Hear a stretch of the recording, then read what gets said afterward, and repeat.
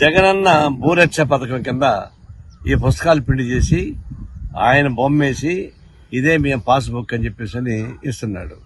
ఆ పాస్బుక్ లో ఎంత డొల్లతనం ఉందంటే ఇది నేల గీసుకోవడానికి పనికిరాదు. వాళ్లే ఇచ్చారు. బ్యాంకు లోన్ తీసుకున్న సందర్భంలో కానీ, భూమి రిజిస్ట్రేషన్ చేసే సందర్భంలో కానీ ఈ భూమి యజమాని హక్కు పత్రం మరియు పట్టాదారు పాస్ పుస్తకము అధికారికి చూపించిన అవసరం లేదు. అంటే ఇది బోగస్ పత్రం, దేనికి పనికిరాదు, నేల గీసుకుంటే కూడా పనికిరాదు.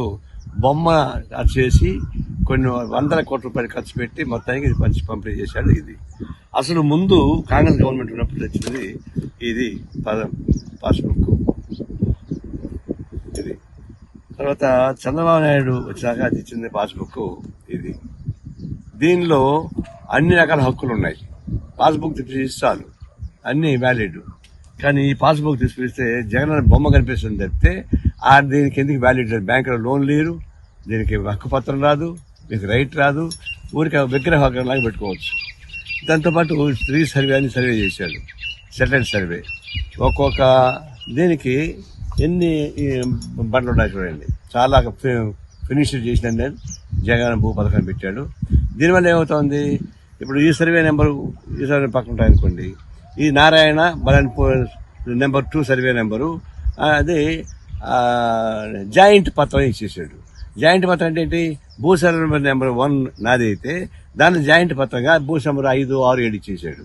ఇప్పుడు వీళ్ళు కొట్టాడుకో సావరా, ఇది ఒకటి రాదు.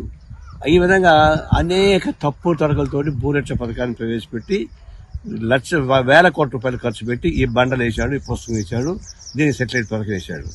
ఇది ఇట్లాంటిదే ఒక తెలంగాణ ముఖ్యమంత్రి కూడా ధరణి చేశాడు. ఆ ధరణిలో ఎట్టుందంటే వినియోగదారుల హక్కు కనపడలేదు, అనుభవదారుల హక్కు కనపడలేదు. దానివల్ల ఏం చేసిందండి, అనుభవించాల్సిన భూమి కాస్త భూస్వామికి వెళ్ళిపోయింది. అదే దెబ్బతీసింది కేసీఆర్, అదే దెబ్బతీసింది. ఇప్పుడు జగన్ కూడా ఈ భూరక్ష పథకం మీద దెబ్బతీయబోతుంది. దీనివల్ల రైతుకి ఉపయోగం లేకపోగా అనేక రకాల డిస్ప్యూట్స్ వచ్చేసినాయి. బండలు కనిపిస్తాయి, పుస్తకం కనిపిస్తుంది, ఇది శిలా పథకం లాగా ఉంటుంది, శ్మశానం రాసి పథకం లాగా ఉంది తప్ప ఇది కాదు.